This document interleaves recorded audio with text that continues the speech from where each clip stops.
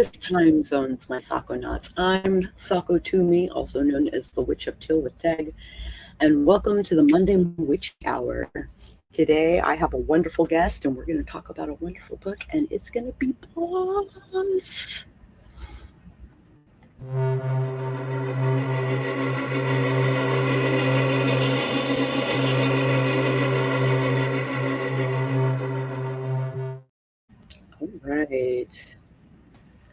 All right.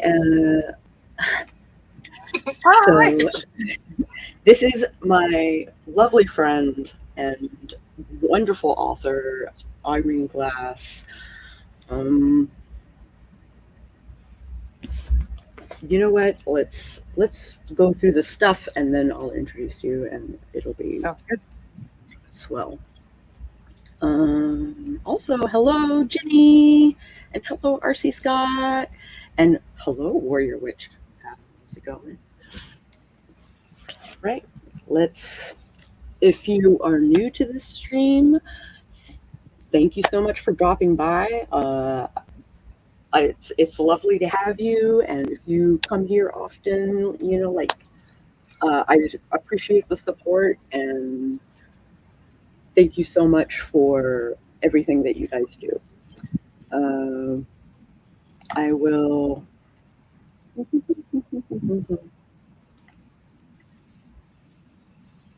Solo layout. There we go. Awesome. I loved Sako's greeting of happy time zones. I am in the East Coast, so it's morning here, and I'm realizing that is not, in fact, universally true. So wherever you are, I hope you're having a really great time zone. I'm the author of Black Feather Mystery School, and within the school system, we have a grounding, centering, and shielding practice that I would love to share with you this morning. So go ahead and get comfortable wherever you happen to be right now. So if you're sitting, sink back into your chair, get nice and cozy. If you're sitting on the floor, relax a little bit. And let's just start by closing our eyes and allow your breath to deepen and lengthen.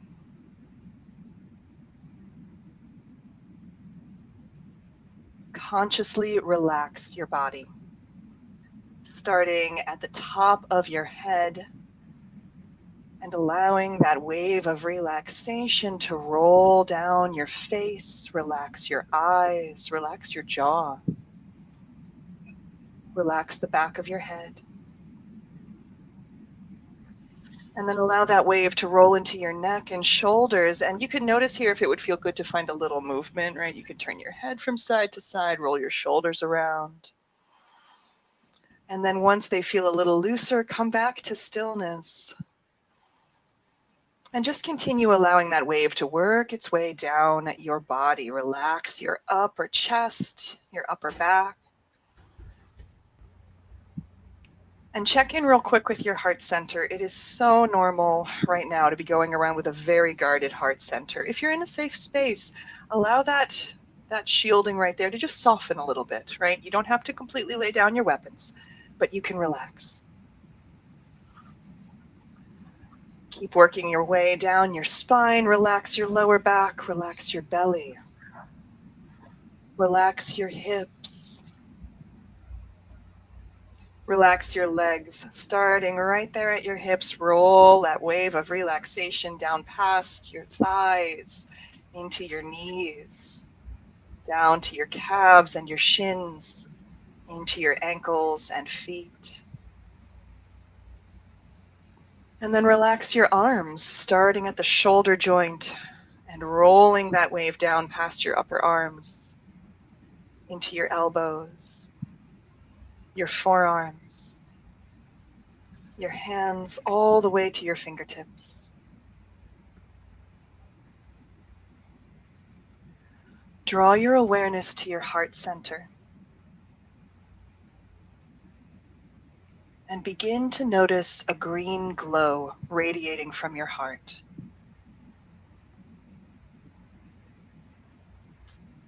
This is your life force, raw prana or chi, the magic that animates you and all living things. Become aware of the bright glow of life within you. You might see or sense that energy pulsing in time with your heartbeat.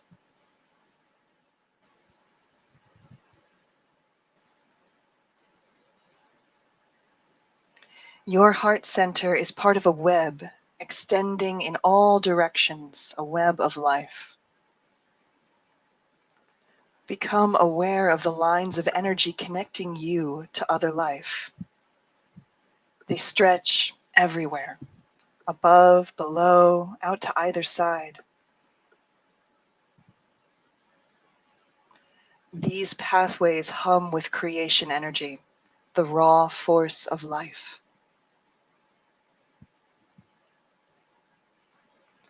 Allow some of the energy from the web to flow toward you.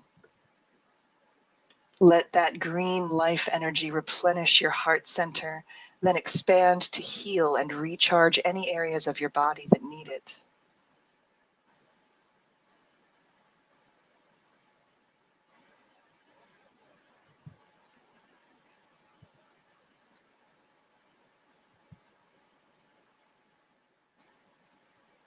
When you feel full and connected, turn your palms to face up or out and gather the extra energy still flowing toward you by slowly sweeping your arms from your sides to up over your head, allowing the palms to touch. Draw your hands down to your heart and rest them on your chest. And just feel your body incorporating that energy, integrating it. Relax your hands and arms back into a restful position. And draw your awareness to where the lowest part of your body is resting on the earth. So this might be the soles of your feet, your shins if you are kneeling, your seat if you are sitting on the floor. About 2 feet below that point of connection, visualize green flames forming. These flames will form a barrier between you and the rest of the world, protecting you. Visualize those green flames thickening and beginning to spread up your aura. The egg-shaped sphere of space your physical body is centered in.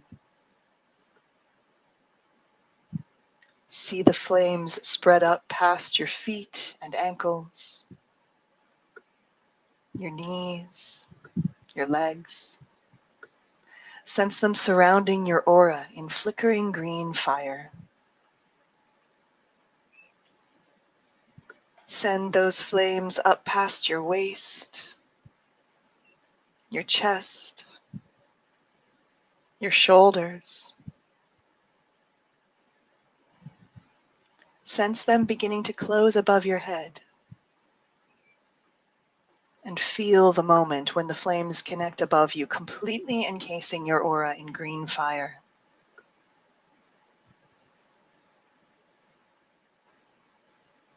Leaving the shield in place, take a nice deep breath in. Let it out on a sigh. Wiggle your fingers and your toes, shift around a little bit. And then whenever you are ready, gently open your eyes. Welcome back.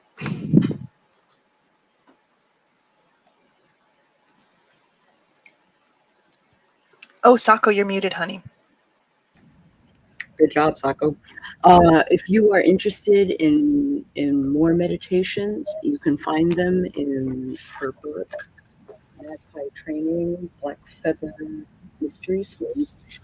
They are also available on the blackfeathermystery.com website. So if you liked what you just heard, you can download that one specifically. They are completely free. Almost all the meditations in the book, because we missed 2, almost all the meditations in the book are available in guided meditation format, along with journey drumming tracks for 5, 10, 15, and 20-minute intervals. And we're going to add those meditations soon, I promise. Excellent. So Irene, I have a thing open. I swear I do. Irene Glass is a mystic witch based in Western Maryland. She is a longtime teacher of witchcraft, meditation, and magic in the Mid-Atlantic. She has performed, taught workshops, and led rituals at many festivals and conferences over the years, including but not limited to Sacred Space Conference, Earth Spirits Twilight Covenant, and Rites of Spring, Fertile Ground Gathering, Free Spirit Gathering, the Shenandoah Midsummer Festival, and more. Irene is the main organizer of the Frederick Covenant of the Unitarian Universalist Pagans, the Frederick CUUPS, offering events, rituals, classes, and workshops to a large, vibrant community. She is the co-author of Blackfeather Mystery School, the Magpie Training, and blogs weekly at glasswitchcottage.com, which is a brilliant blog, by the way. Thank you. I super love it. No, I was really happy with it. I wrote one on pagan leadership, on what makes a good pagan leader, just last week, and was a little bit stunned by how far-reaching that one was. You know, when Christopher Penczak shares out one of your blogs, you're like, oh, that was a good moment. Okay, great. Wow. It was lovely. I mean, he's a charming and wonderful human, but as a very small sort of regional presenter, it's always very flattering when one of the national names sees what you're doing and is happy enough with it to be like, oh, this is worth sharing. That's This such a is lovely worth moment. sharing. Yeah. Yeah. It's also funny, I think that when you write a witchcraft blog, most of us are just writing what we're passionate about, and I've realized that I have no idea which ones are going to be popular and which ones are not. Like when I posted the pagan leadership one, I'm like, this is definitely wonky and just me thinking too hard. And then, of course, that one's really, really popular. I think because many of us witches, especially when we were young and teenagers and in the 90s and stuff like that, we all had experience with a pagan leader that maybe wasn't so great. And to have a reference for what makes a good pagan leader can also teach those of us who are filling the shoes of those teachers and want to do better things for the younger witches. Yeah, for the communities we serve, definitely. Another friend pointed that out, that we have a lot of red flag lists, including like Isaac Bonowitz's very famous, like 20 signs this might be a cult checklist, all the way back in whenever he posted that. God, was it the 80s, the 90s? I don't know. It all blurs together. Early 90s, I think. Yeah. There's a lot of red flag lists, but it was pointed out to me that we don't have a lot of green light lists. And like, oh, we really should. What are the qualities that we're looking for? What do safe, healthy, good pagan leaders do? And I'm just so lucky. I've gotten to work with a lot of really good ones. So I'm like, here's the best I've worked under. This is what they're like, kids. And you know what? There is a lot to be said for green light lists as opposed to the absence of red flags. Right.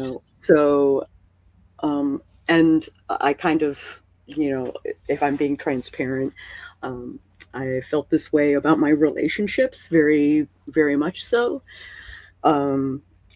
Each partner that I sought just lacked the negative red flags of the partner before.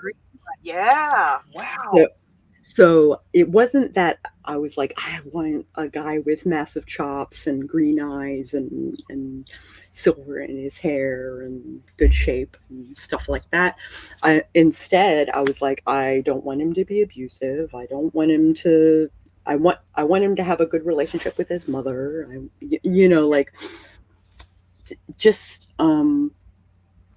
And I found that being more specific with my intentions and my manifestations is proving to be more beneficial than when I was just the absence of negativity in my life.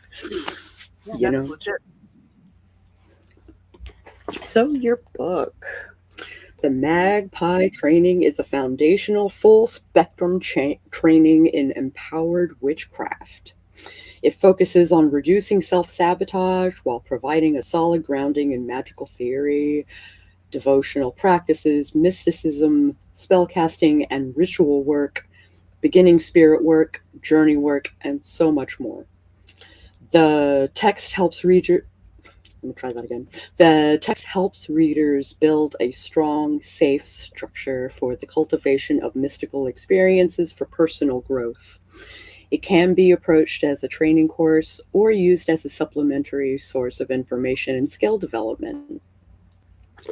Black Feather is a synthesis and outgrowth of over 20 years in the art and practice of witchcraft, and threads the needle between structure of traditional witchcraft and the freedom of mysticism.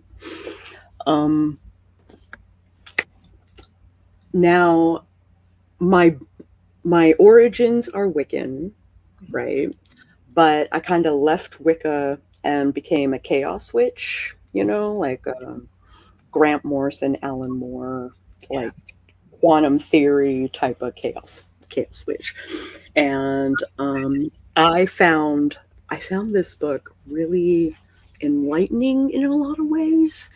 And the way it's taught is not, it does kind of like tap into the structure of like a proper school, but it's worded in such a way that even those who are not Wiccan can still understand and still kind of relate to it. At least those are my thoughts on the book. Yeah, so like I originated in Wicca. Like so for everybody who's playing along at home, there was a time period when Wicca was your only option. Right, witches of a certain age, that was it, kids. That was what was available. Those were the only books you could find, the only groups that were around. It was a whole scene. And nothing against Wicca now, right? It's Catholicism, where some of us are kind of better off doing like some sort of other practice that is a little bit less structured in a specific way. Or rigid. Or rigid. It can feel rigid. I'm actually there. Let me try that with a full sentence. There are some wonderful Wiccan traditions now that I think are starting to re-examine some of the hard binary, and we could call them maybe old-fashioned concepts in Wicca, and are making really beautiful progress. So I don't want to like shit all over Wicca. There's some great stuff happening with Wicca for sure now. And also, when we are talking about it, I think Sako and I are both like referencing like late 80s, early 90s era Wicca, which left some things to be desired. However, I came up through a Wiccan system, which means I did get a really good structured education in the very beginning. And that is still so important, because I think one of the funny things that people forget with witchcraft is that this is actually real, and you can fuck yourself up real good. Like, you can just wreck your shit with it. So if you don't have a nice, safe system, it can be really tough. And so what I wanted to do with Black Feather was find a way to go, here is a structure that will protect you. But then you can, it's like a skeleton. You can build anything you want onto it. I just want to give everyone a safe container, because I screwed up with magic. Everyone I know in my age group has screwed up with magic. And you probably will anyway, but the great thing with a structure is that if you then do so, you have a recovery plan as well. Like, yeah, self-care and aftercare for spell work is something that I wasn't taught, but I learned through practice. Definitely. Like I have like conversation starters for my lovely friend. So what prompted you to open a school for practitioners and then writing the textbook for it? Yeah, so, and DE Warrior which just said, yeah, messing up with magic is what's holding me back. That's legit. That is a reasonable fear. My friend Amy Blackthorne, who is an amazing author, we'll talk about this sometimes, that she read books about witchcraft for years, but didn't actually start doing magic because she felt insecure about it. And I think that that's one of the big goals with Black Feather. The truth is that the school actually came from a mystical experience. So I have taught witchcraft on and off for the better part of 20 years. I'm a long-time presenter, long-time teacher. My bio is quite honest. I've been in the scene a very long time, but I hadn't actually built like a proper school. And I was in a ritual format that is called Sather, which is a Norse form of transpossessory divination. And the seers that we were working with that day were embodying the Norns. And if you're not familiar with the Norns, they are a little bit like the Greek fates. So there's one for the past and one for the present and one for the future. Heathens don't scream. I know that that's a gross generalization, but it's what we're going with because it's easy to understand, okay? So So from the Norn of the future, I asked, how do I protect my community? What should I keep doing? And the Norn said, teach, make them like you.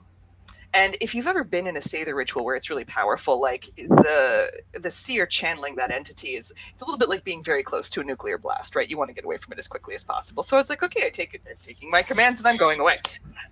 And then I thought about it for about a year, and finally the idea for the mystery school landed all at once. One day I was walking my dogs. It was an extremely mundane moment.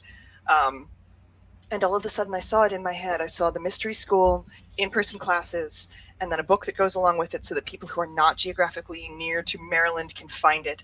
And then the other thread that I want to start weaving in are retreats, so that folks who are further afield can still come in for like a long weekend and work directly with Kane and I on some of the skill building. That's really exciting. Yeah, like that was the entire vision. That's where it came from. So then I started, I basically, it came to me first, and then I shared it with Kane. Kane is my brother, my crow brother. I'm in a band called Kindred Crow, which is a pagan folk band. We are a ton of fun, but it also means that, most musicians will know this vibe. Your bandmates are your siblings in a lot of ways. And Kindred Crow, of course, is a pagan band, which means it deliberately fuses music with magic, so you get even closer. But Kane is a wonderful spirit worker, absolutely amazing. And I was talking about how I really wanted to include those skills early on in the book and in the class series. But I, like many witches of my age, trained into spirit work quite late, and I trained directly into advanced spirit work because I'm quite an advanced witch. I actually don't know how to begin spirit work, right? I'm a very good, I'm an excellent witch. So I jumped straight into extraction work and possessory removal and all depossession practices. My skills are such that I can cross-train, but we wanted to build it in from the ground up. So Kane jumped on and was like, fuck yes, I am on board and I will help with that part. And so we built the school. We're in year 4 now. Raven training is happening right now. That's our highest level. There is an online Magpie training going at the same time. And what was really great about the books is that, we wrote the classes, we taught them. And the wonderful thing about teaching material first in person is that people ask questions that maybe weren't included in your notes. So after every class series, of course, I'd go back through, update all the documentation. And then when the pandemic hit and the world ended and I needed a project, I went ahead and started putting Magpie Training together as the book. And that is what you have before you today. That's amazing. Super amazing. Also, hello to Mint Ghost and Layla. Welcome. Layla's another crow there in Kindred Crow as well. That's wonderful. One thing that I particularly liked about this book was the opening how to use this book chapter was very succinct and very specific, and this is how you should use this book. And basically the run of it was for each chapter you spend a week studying that subject. Daily practice, right? And that's something that I do, but on a very low level, sort of practice. And you're using the book as a training manual, right? Because there are like 2 paths to the temple for this one, right? So there's, if you need a fundamental foundation level system, here's how you can do that. Like, we give you the altar setup, we give you everything you need in order to safely launch a really beautiful spiritual practice. And also you can use the book as reference material. One of the funny things that happens a lot within the Black Feather system is that witches who are intermediate and sometimes even advanced will come in and still get useful things out of Magpie, simply because there are, we all have holes in our education system, especially those of us who had to cobble together our witchcraft practice from 14 different authors and a few workshops we went to and a couple of things we screwed up on our own. So it's nice to have something that's here is foundation level witchcraft. If you follow this book for a year, it will absolutely get you a wonderful, safe, solid spiritual practice. And also you can just use it as a stopgap. Both of those things work great. Right. As an advanced witch myself, I found subjects in the book that I had never seen before. That I like shapeshifting, for instance, right? Like I had, the whole mask thing and the dancing and the embodying spirits and Rising work, yes. guising work, exactly. And I'd only caught like little bits here and there, mostly from other practitioners. And then there's like a whole chapter on guising and on shapeshifting. And I finally got to experience it for myself, Yeah. right? So, like, thank you for the new experiences. And Sure. like, I'm super hype. Yay, call buddy. Yay. Hi, That's my kid. friend Home Dog. They're a wonderful friend from the Earth Spirit community up north, and are very much within the crow world. Nice, nice. Super swell.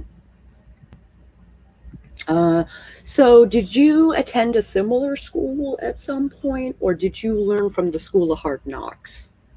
A little bit of both, right? So I came up through Wicca, like many people of my age did, but Wicca teaches you a certain skill set that is very particular to the belief system, and I found that it wasn't addressing some of my spiritual needs. I'm a little more of a wild mystic. Like, my personal spiritual path is one of definitely seeking out transcendental experiences. I need a broader world. And so I strayed, I left the tradition I was in. On top of that, at the time, there was material being presented as history that I would best describe as aspirational, looking at the past, which is a big issue with pagan books from a certain era. Like, we're getting better about it now. I was writing something for Llewellyn recently, and I was really, really happy that they actually sent back like, hey, can you send me a citation on this? Because we want to make sure that this is an accurate thing about the subject that you're writing. I was like, we're getting, this is good. Because, of course, again, books from a certain time period, the history is not great. So I began to chafe against that system. So I left. And then I began picking things up, as you do. Picked up different books, studied under a bunch of different teachers, learned some lessons the hard way, developed a lot of my spiritual practice on my own through trial and error. And that's really where Black Feather comes from. It is, you can only teach what you know. So what I know is I'm quite a ritualist. I'm a devotional polytheist. It infuses my witchcraft, and I can teach you all of that.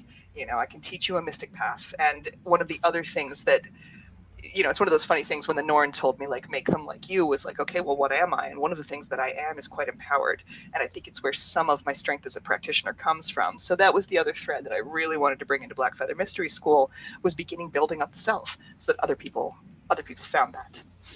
Wow, that's really astounding. Oh, thanks. Shannon won't lie. Wyoming Valley CUUPS has referenced yours and Kane's material and used both of your audio in your online rituals and meditations, credited to you, of course, as we try to cite our sources. Oh, thank you, Shannon. We love Wyoming Valley Cups. Wyoming Valley Cups is a sibling chapter for Frederick Cups, and Shannon is an amazing facilitator and leader of that organization. I'm just really glad our material has been useful. That's really wonderful. I love to see that this method of learning is spreading. It's not just in our little neck of the East Coast. Like, it's actually like becoming a national standard. Oh yeah, And well, like the Magpie Training that's running right now. There's a wonderful man who stays up until 1 o'clock in the morning in Italy in order to take the class. Like, I know, right? I'm always like, oh my god, okay. I'm so flattered and so glad he's present, and also, girl, I am a morning witch. I go to bed at like 9. That's more discipline than I have. I'm very impressed with him. wow. Hi, Cobalt. How's it going? Welcome to the stream. I haven't seen you before, so welcome, welcome, welcome.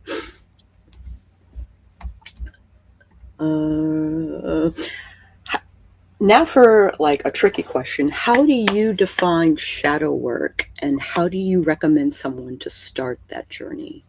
Yeah, absolutely. So, and this is kind of cool because, of course, the next book is currently being written, which is Rook Level, which includes a whole lot of shadow work material. There's an entire module on it.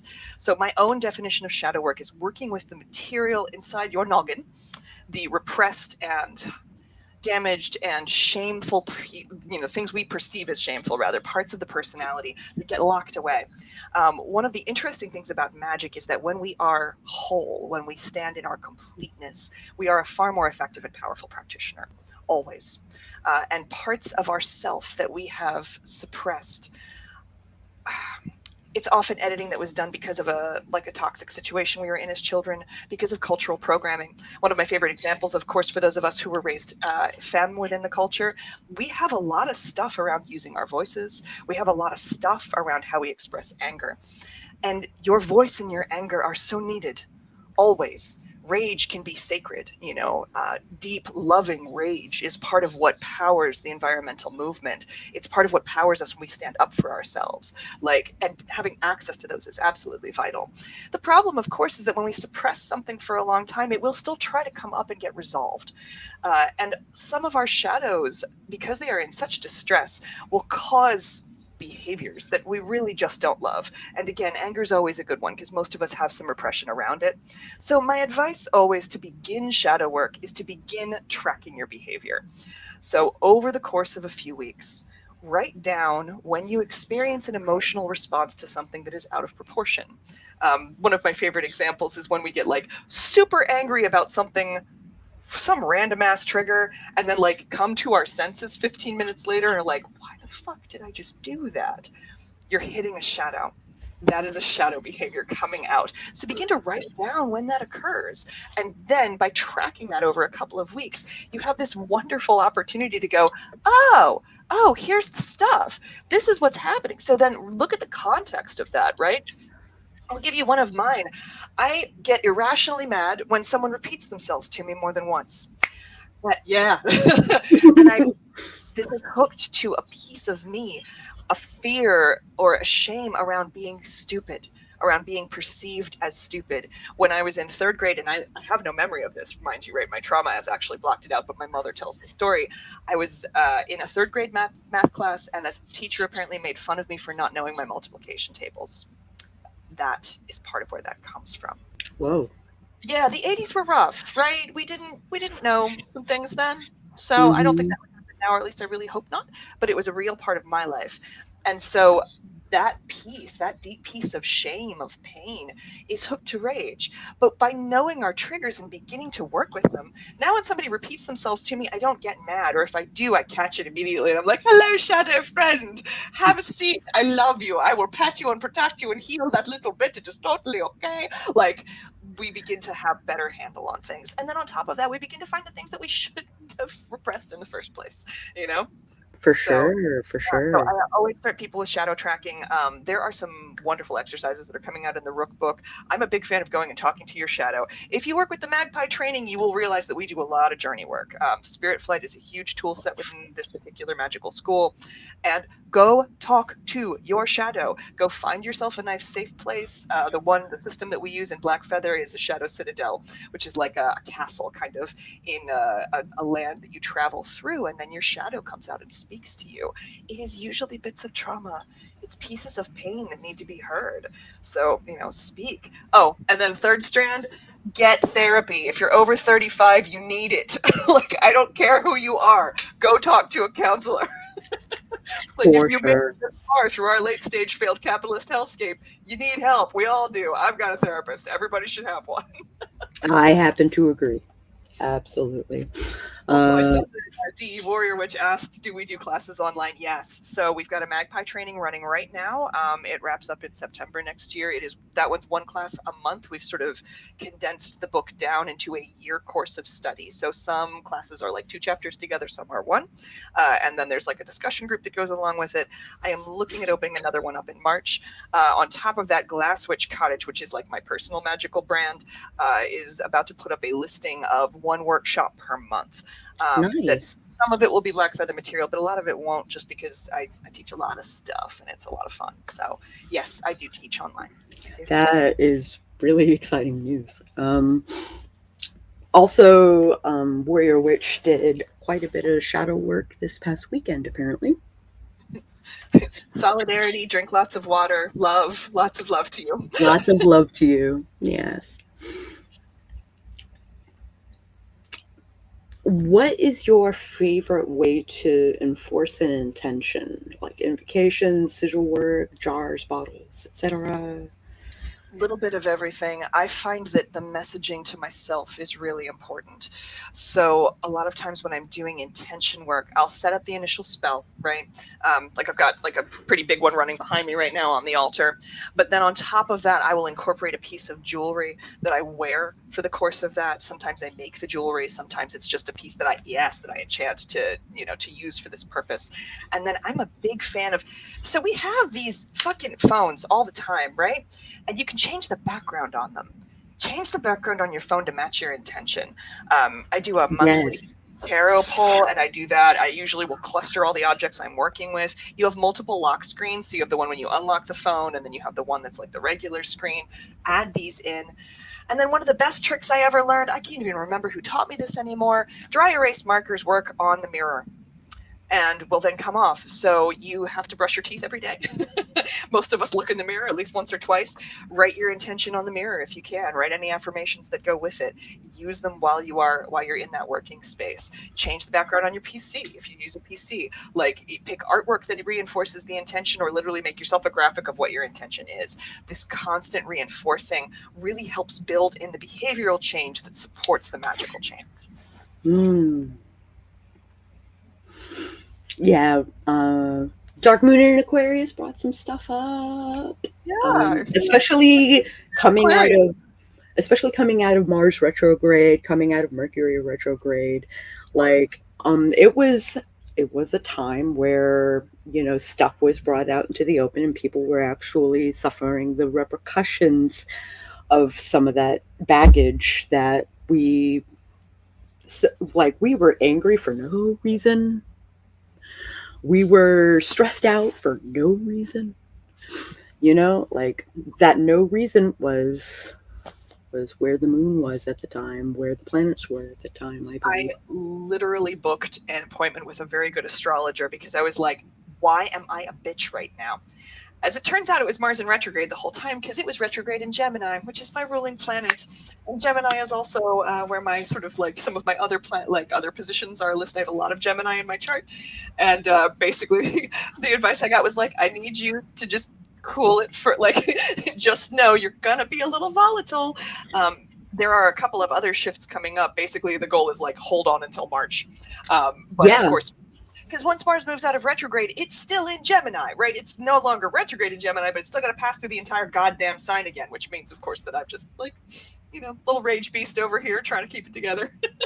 my horoscope was manifestations abounds, right? And then it was like, handle this for another 6 months. And I'm like, 6 months of this? Are you kidding me? Could we maybe Like, do 6 weeks? Would 6 weeks be okay? like I'm waiting for the other shoe to drop. Like I'm like 6 months of manifestations. Holy cannoli! No, that was like when my the astrologer I saw was Chris LaFont, who's absolutely amazing. But when he was like, "You got to hang on till March," I'm like, oh, "Are you shitting me? I need a break." What a time frame, March. But this is some of the joy and power of astrology. Is I think simply by knowing that, I started having fewer outbursts almost immediately. Where I'm like, oh, okay, I'm just prickly right now, and here's why. And this is that knowledge is power thing, right? You can begin to build in self care that is appropriate for whatever you've got going on. So I immediately was like, all right, we're shifting the altar over to blues. Like we're gonna go with the water theme for the next few months and just calm ourselves down. On a similar subject, are there subjects that you're not so good at, like Yeah, definitely. astrology, like Yes. Yeah, I think witches tend to specialize past a certain point. I am an amazing divinator and oracle. For those of you who do not know this about me, I basically make a living as a tarot reader and an oracle. That is my greatest skill set. I am a really good ritualist. I'm a very good teacher. If you can teach me something, I can teach others. I come from a long line of teachers, and it's just one of those funny things where if you come from that bloodline, there are things you learn along the way that make you very good at communication. I am not a good herbalist, like at all. Ah, I had an herbalism phase early in my witchcraft, and it was fun, right? But it's not my jam. I me really don't too. Yeah. like. I'm an amazing gardener. And I'm an amazing cook. But I think that for me, the relationship to plant spirits is way more potent and profound when I'm growing them myself, right? So I grow a lot of my own things, but I don't make particularly complex stuff out of it. I make my own herbal bundles, I make some of my own tea, but that like whole sort of like tinctures, wreaths, like that is not my area. But I can tell you who you should study under if you did, like we Oh, all have our right on. specializations, right? Like go see Amy Blackthorne. She's incredible. Like there's wonderful books on green witchcraft out there. Like knock yourselves out. I am not good at like high ceremonial and chaos magic. It doesn't appeal to me. Like I love all my chaos magic friends, but it's not my thing, and I think that that's totally okay, and it's totally okay to acknowledge. Astrology is another one. Unfortunately, that early trauma with math class has meant that I actually have a mental block around math. I failed math courses. Like I'd been a straight A student up until that moment, and then I was a straight A student in everything but math onwards. I finally was able to correct that in community college. I was a Marine early, very on when I was much younger, and one of the nice things about them like going through a very transformative process like the Marine Corps is it does kind of reorder your system. So I had a very different attitude toward challenges after that than I did before. But to this day, I wouldn't say math is my strong suit. I still have issues with like holding numbers in my head. I have to write things down. Great at algebra. I can solve for X like no one's fucking business. I think because that to me seems like a sentence, whereas like straight It's up arithmetic. logic as opposed to math. Yeah. I am a very sort of, I would say I'm a very watery, spirity, mysticy person. And so I really do well with those parts of witchcraft. And I really do poorly with the ones that are not like that. So, and that's totally okay if you're like that. Like, the witchcraft and paganism offers so much. I mean, it's never-ending spaghetti bowl. You can study for the rest of your fucking life and you will never get through it all. And that's what's so great about it. There's always something else you can go deeper with and turn over and add. And you're also going to find things that don't work. And that is totally okay because there are other witches for whom that is their greatest strength. And then all you need to do is make friends with them. And then when you have an astrology question, you can be like, yo, Chris, I'm having problems. That is I'm part of a study group of sorts. It's like a coven, but like it's mostly solitary practitioners that kind of lean on another practitioner for one thing or another. And we all have our specializations. Like Yeah. I am a recorder. Like I am the one who writes everything down. And I have books upon books upon books of all my studies. And like we have an astrologer, we have a diviner, we have a time magician, we have a like you keep the people around you that do things that you don't, so that you can like have that at your disposal. Absolutely.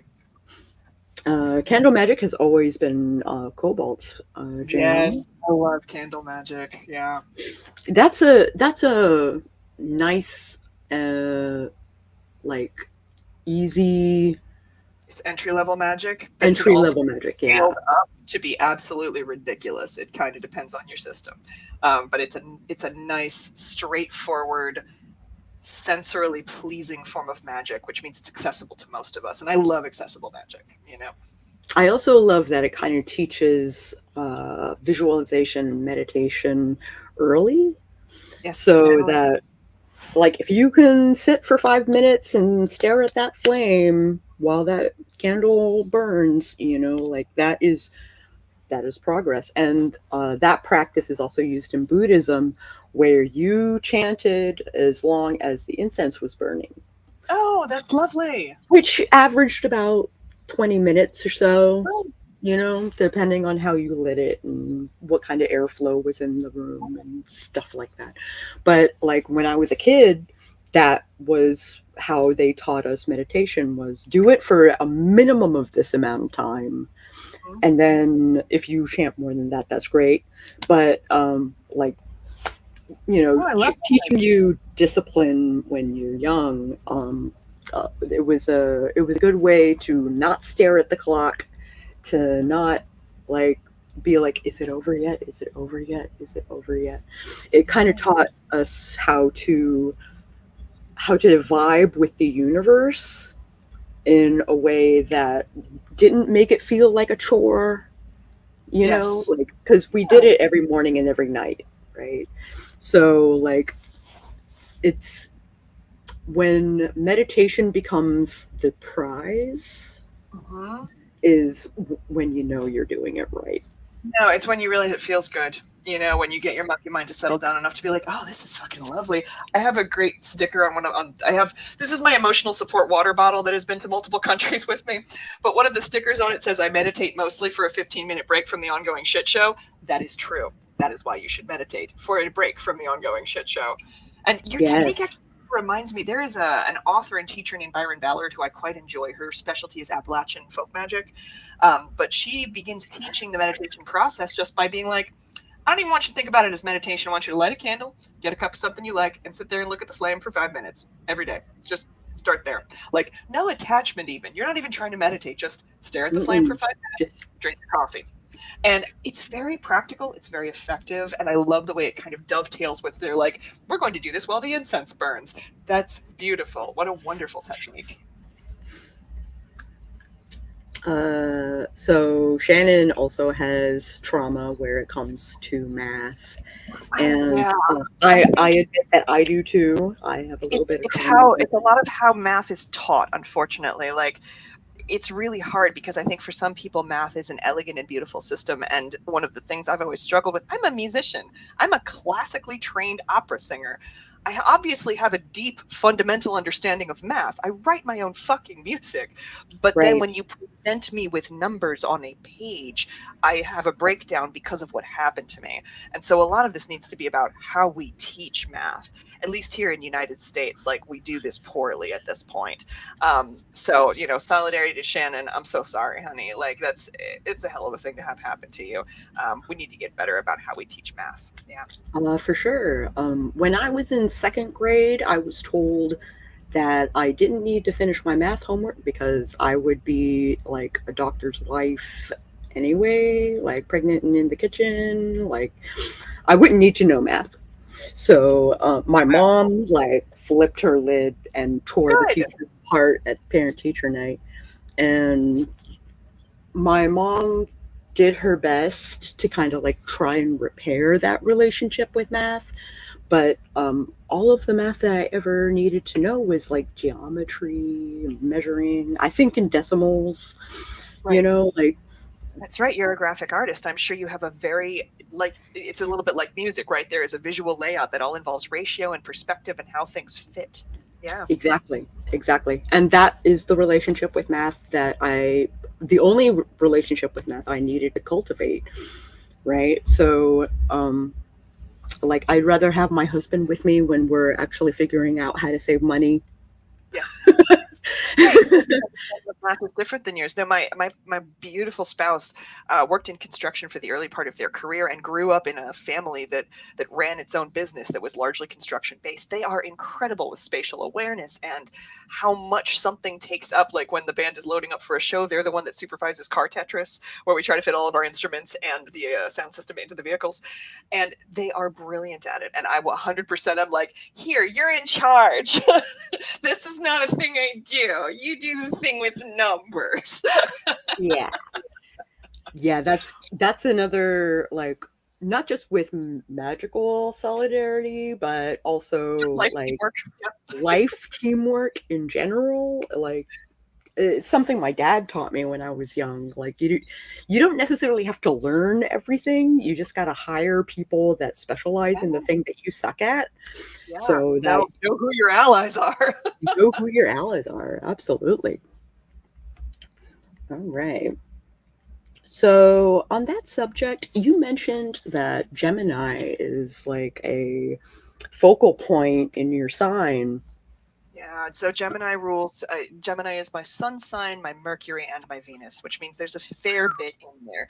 And unfortunately, because we had a Mars in Gemini situation, it was influencing some of how I present myself to other people. The Mercury was the really big problem, right? Like Well, that is my communication sign, and so I was just misinterpreting things people were saying to me and and I was speaking less carefully than usual.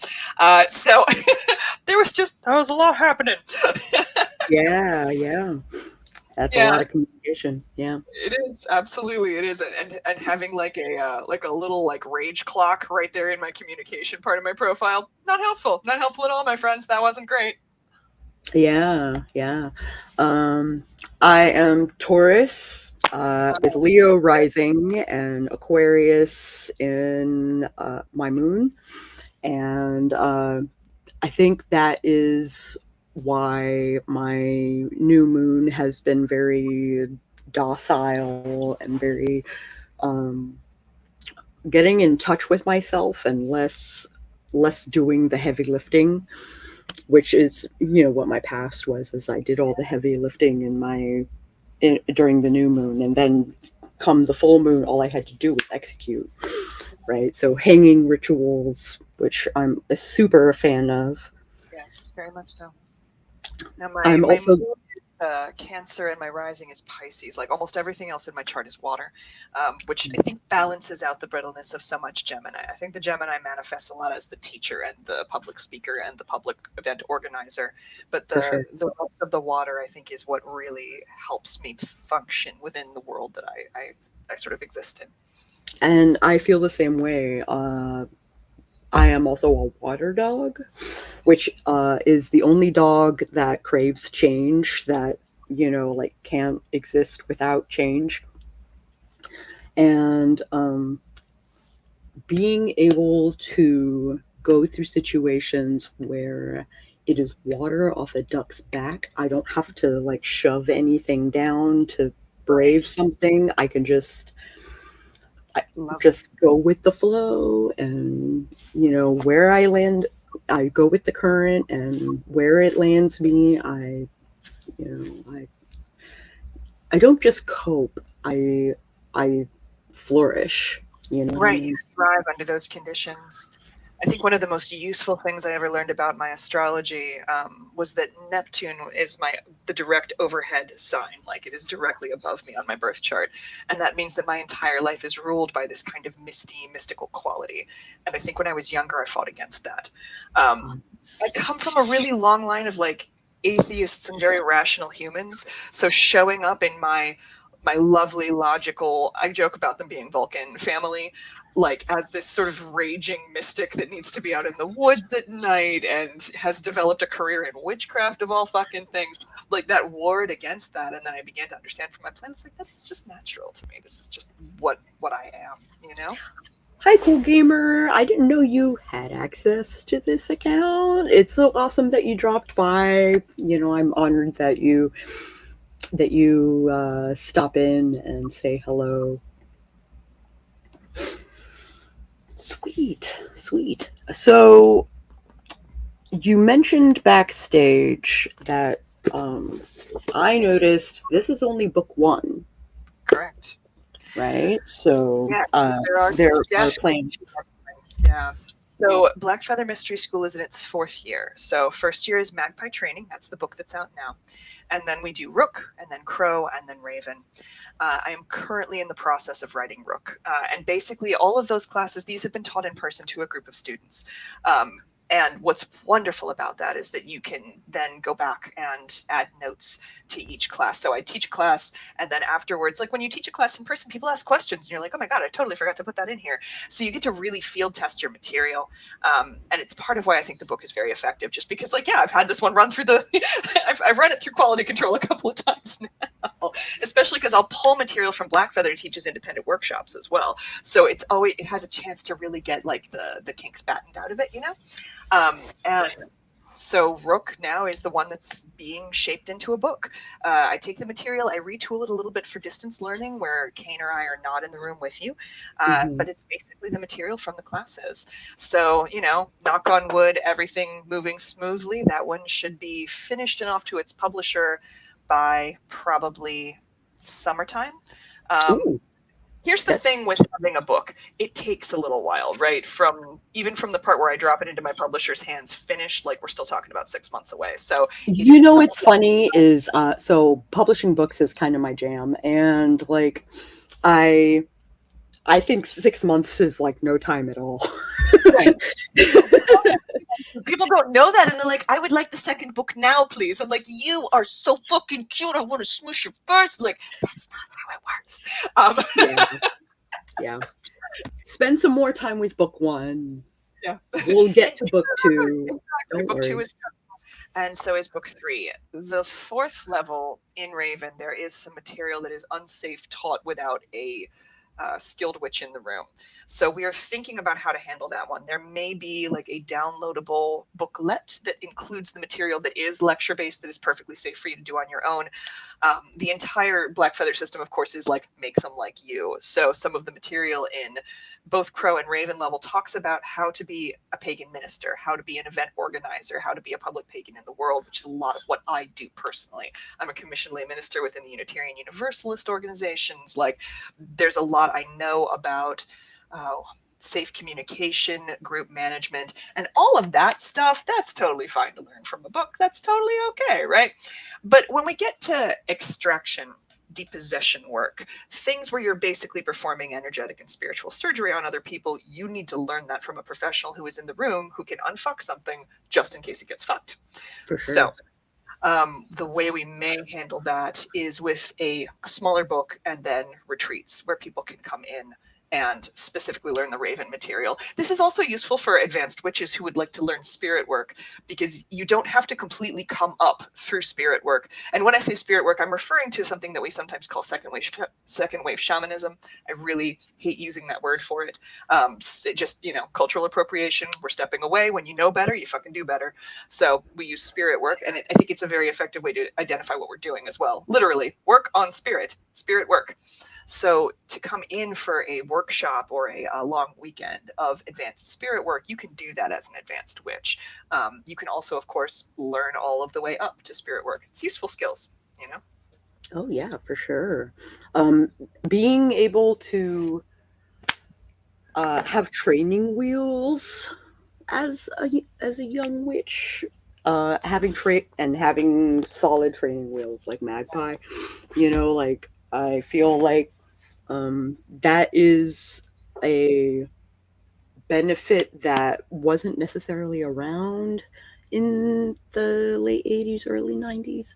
So it's another instance where I feel like we can do better. We can help the next generation be more stable and understand where they're coming from and understand where they're going. We can do deeper magic too. I think it's important to remember that a lot of the early books within witchcraft and paganism were written by people who were part of traditions that were oath-bound, which means some of the deeper magic they literally couldn't talk about. And it's part of why when many of us pick up, let's say, like a Scott Cunningham book, we're like, this is fine, but it seems a little light. And it's because some things were not able to be spoken about or published. And what's interesting now is that we have an entire generation of witches who are not oath-bound, which means we can take you to deeper places. We can take you to more fun forms of magic. We can take you to more potent forms of magic without the gatekeeping that's a part of those systems. And again, no offense if you're part of those systems. Keep your secrets. Those are important, and there's more than one way to the top of the fucking mountain. Yeah, for sure. I definitely feel that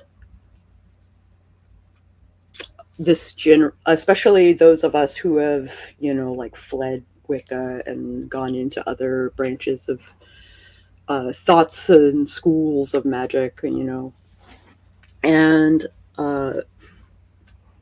so chaos magic kind of went through its own baggage, for sure. Like a sort of like a third row seat for some of that. Yeah, I watched.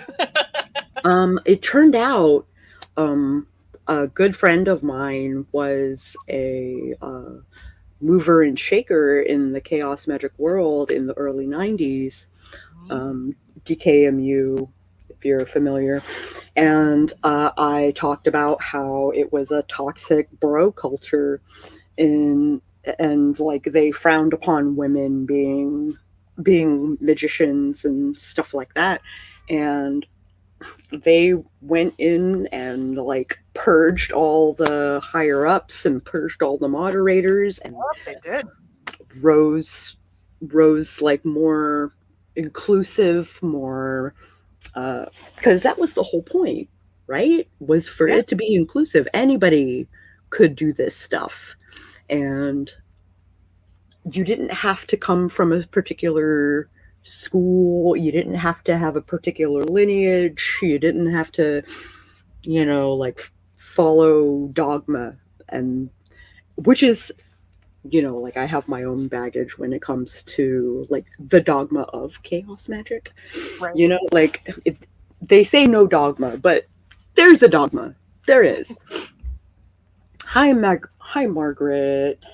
It's so good to see you. But however, um, if you liked this video at any point, I encourage you to hit the like button, and you can find Irene Glass on the internet as Glass Witch Cottage. .com. Dot And com. remember with Glass, it's a Gaelic name. There's an E on the end of it. We do not pronounce it, but it's like a lot of Gaelic names. There's just extra letters for funsies. I come from an Irish family. So it's a Glass with an E, witchcottage.com. And then there are links from there to basically everything else that I do. Glass Witch Cottage. Do, do, do, do, do.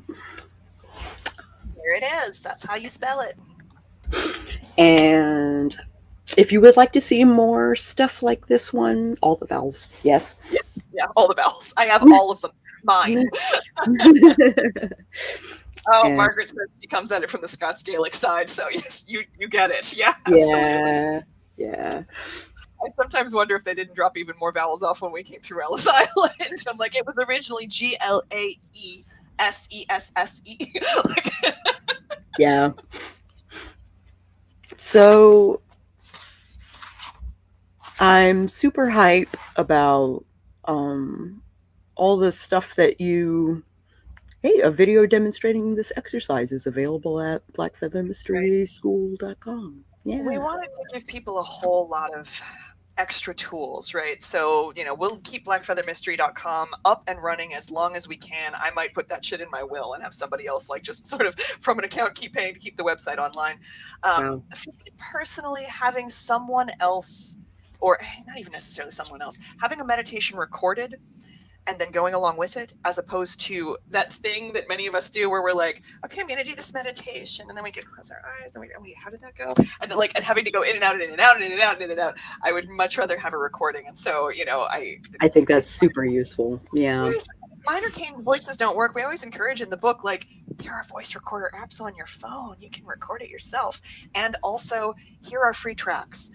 When we teach something that might not read super great in the book, like the Genius Loci exercise, we include a video so you can see what that physically looks like. That's out of Cane's area of expertise. So there's a way of getting in this deep, beautiful connection with the land spirits present in a particular location. And it involves getting down close to the earth and basically sort of opening a portal to the energy in that space and then bathing yourself in it and giving some of your energy to it. And if you read that in the book, it might, we were worried about how well that would translate. So we're like, and here's a video that shows you exactly how to do it. That's like astoundingly helpful. Yeah, Black Feather Mystery. Been procrastinating. Now is a great time to get into it. You got plenty of time to do the week per chapter that is recommended. And then by summer or so, you'll be getting into some of the heavier lifting that is in the later part of the book. And you can glide right into book 2. Like, that's the hope. That's the hope. Plan. Well, and it's a lovely time for reading anyway. Like I just downloaded another Brene Brown book or two onto my Kindle. Like this time of year, we live in a 24-hour news cycle now with electric fire around us always, but it's very important to remember that for most of us, for our ancestors, this was a quieter time, right? This was a time of inward focus. And so if we can mimic that in our lives, we're hooking into what we naturally kind of want to do anyway. If you live in a region now where it is cold and dark, like I live in Maryland, which isn't like super cold. I have some friends who live up in Vermont. I think they're crazy. But like even here, there's not as much daylight. It's not as pleasant to be outside. Use this time to nurture yourself, to root, to go deep. And starting a magical practice right now it's a wonderful time for it. It is the time of the seed, right? Of planting something new. And then by the time we hit midsummer, of course, you'll be all juiced up and magical. It'll be awesome. It'll be awesome. Especially with Imbolc just next week. Yeah. Yeah. So for those who don't follow the calendar, the Wiccan calendar, Imbolc is a really great time for the days getting longer, and she's still asleep, but like Demeter is like getting ready to do her thing, and yeah. Yes, So and as Margaret says, milk and cheese. It's the dairy holiday. it is the day. 100%.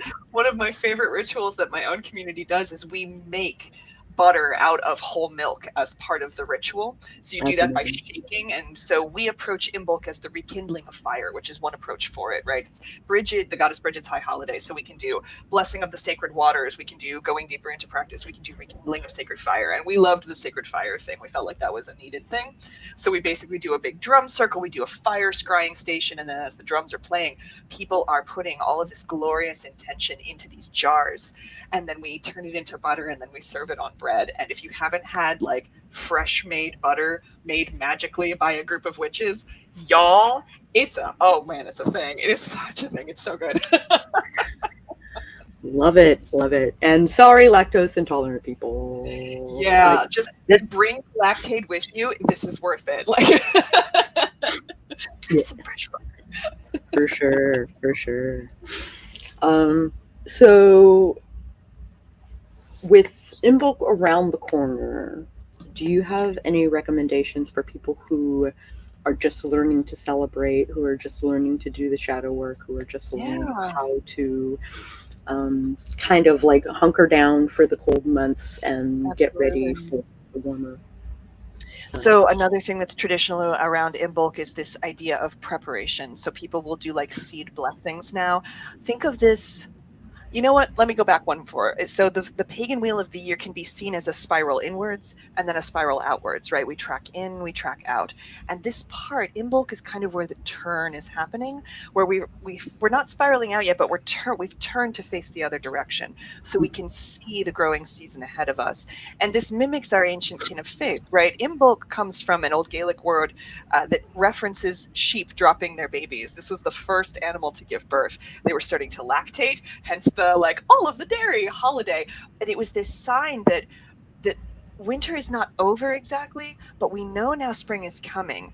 It isn't warm yet, but we can see that there is more light. There's this feeling of like the deep breath before we start to sing.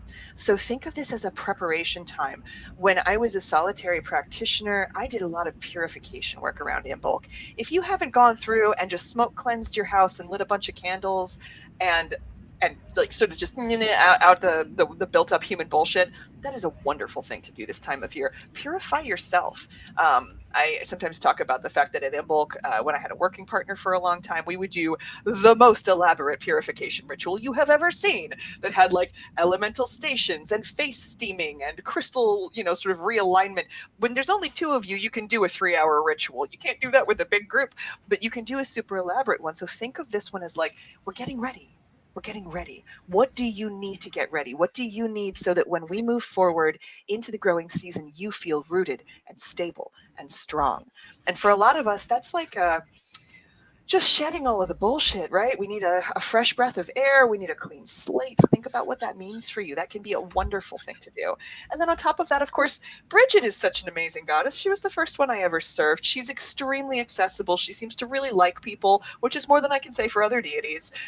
So making offerings to Bridget can be wonderful. She's a goddess that many of us resonate with for lots of reasons. She's associated with healing, with spellcraft, with blacksmithing, and with sacred poetry, both spoken and sung. So if you're a musician or a creator, she's got something there for you as well. So offerings to Bridget can be dairy products, they can be sweet wines, it can be pure water. There are so many ways you can approach Imbolc. It's such a great holiday. Yeah, yeah. I find that it is one of the easiest, like, bay leaves and salt and Yeah, all the purification things. Burn that candle until it's no longer burning, and exactly. like purifying, unfucking your room. Yes. Yeah, unfucking un, is important. It's ritualized unfucking. ritualized fucking. Yeah. All right. Thank you so much for joining me today, Irene. I was been a super lovely time getting to know you and getting to know your background. And if you are interested, I would love to have you on again sometime, maybe next quarter. Yeah, I'd love to come back. And for those of you who are playing along at home, Sako and I know each other from the metal scene like 15 years ago. Yeah. That's how we're friends. It's just so convenient that we both practice magic. Like it's kind of a coincidence that we both practice. There's a Venn diagram in the metal scene of like witchcraft and metal, but it's not as big of an overlap as like the Renaissance Festival and Magic scene, which is almost just the same circle. Yeah. Oh, yes, Janie. That's such a great way to describe Imbolc. Janie is an incredible member of our community and just a really knowledgeable teacher on her completely in her own right. I love that way of approaching Imbolc. Like it's that deep stretch, that deep breath after we've been all curled in on ourselves. Hell yes. Hell yes. Hell yes. This was awesome. We'll have to rewatch the earlier part. Absolutely. Like the rewatch factor on this guy is going to be enormous. Thank you all for joining us. If you like this video at any point, I encourage you to hit the like button. And if you would like to see more videos like this one, then you might want to subscribe and ring that bell. Off chance YouTube actually notifies when we go live. And we will catch you guys on the flip side. Oh, hey, Willie.